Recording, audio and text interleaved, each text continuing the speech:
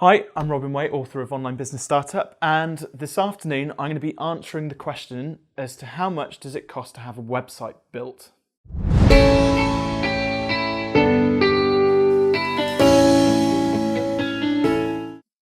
So I'm just going to read out a couple of stats just to give you an idea about some of the more expensive websites. And typically these tend to be our UK government-based organisations that seem to be squandering lots of money on websites. But the HMRC website recently cost £35 million per year to build and maintain for 3 years.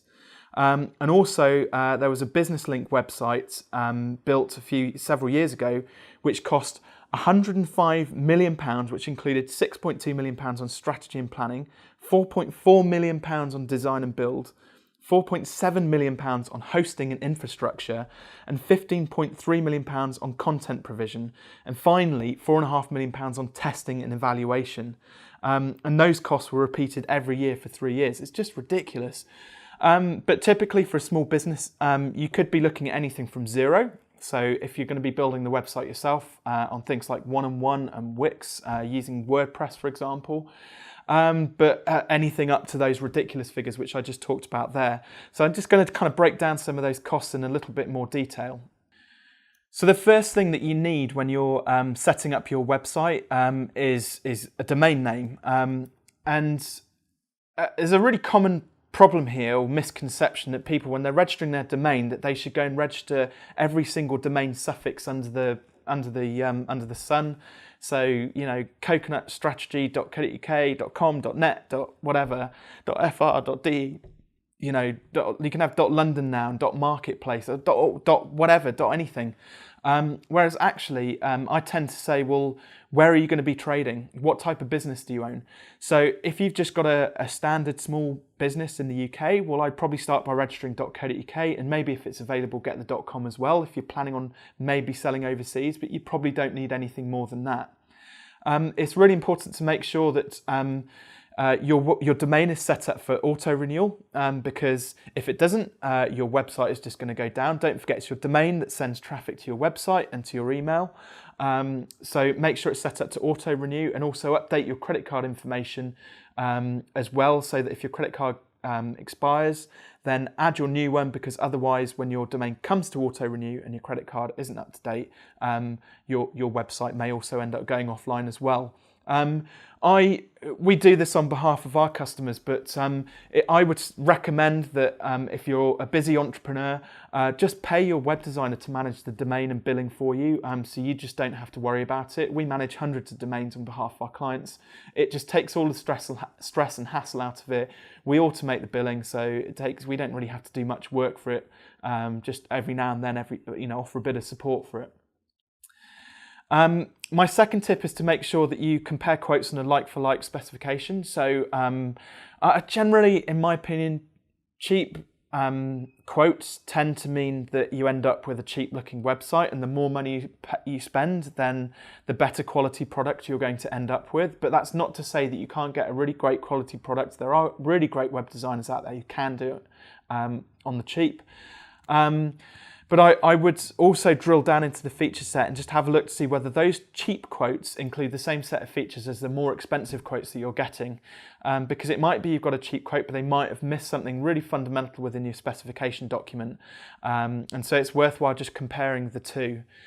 My third tip is just drilling down into those DIY and free tools that are out there, because first of all, if you're doing it yourself, it's unlikely you're going to end up with an enterprise level website that is going to be, super fast loading, high performance, well optimized, organically, drawing traffic in, that's going to have analytics installed and all those other great features that you get from having a professional web designer on board.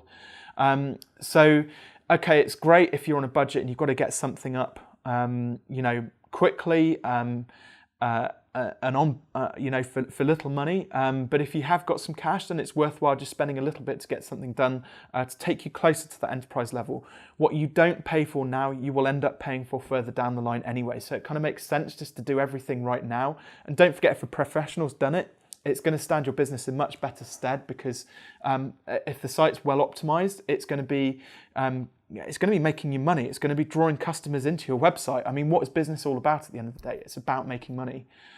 You know, as your business grows, then your website's going to need scaling. So like I said, you know, spending a bit of cash now to prepare your website to grow at the same pace as your business is really, really important.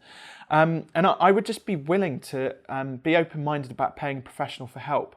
And even if you use some of the free tools like WordPress, eventually your business may grow to a point whereby you do need professional help, and it's going to be a bit of a culture shock when you go from WordPress free to all of a sudden paying 60, 80 or £100 an hour for a professional to help you out. So just get into the mindset that at some point you're going to have to pay for this, whether it's now in terms of getting something set up or for professional help further down the line. And at the end of the day, a DIY site is going to depend on your technical ability. So if you're not very technical, i.e. you don't know how to open up a Word document and, I don't know, upload an image to, buy a product on Amazon, or you don't even know how to switch your iPhone on properly, then perhaps actually building a website yourself isn't really for you. I think maybe you should just think about or consider leaving it to the professionals, regardless of how easy your friend has told you that it is to build your own website. Also, I would just expect for there to be ongoing costs in some way, shape or form. So it's not just about paying up front for the website, but once it's live, you're going to need support and hosting. There may be some extra features which you're going to need adding to it. Maintenance if, I don't know, there are server updates required to your server or those sorts of things. Perhaps you switch on e-commerce, you're going to have to pay for an SSL certificate on a regular basis.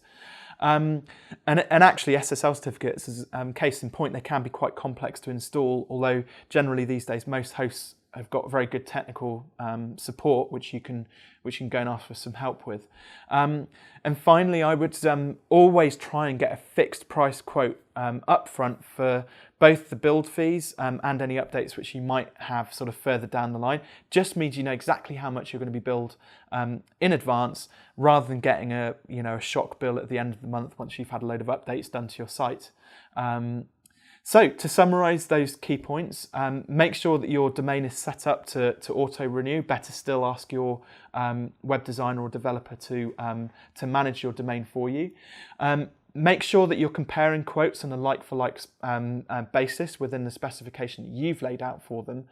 DIY and free doesn't always mean that it's going to end up in a quality website. So just beware of your own technical ability and make sure that if you're not very technical, well, I think maybe you should look to talk to a professional straight off the bat.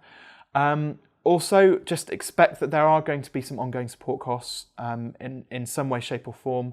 And also try and ask for a fixed price quote against any updates rather than just paying for stuff on an ad hoc basis.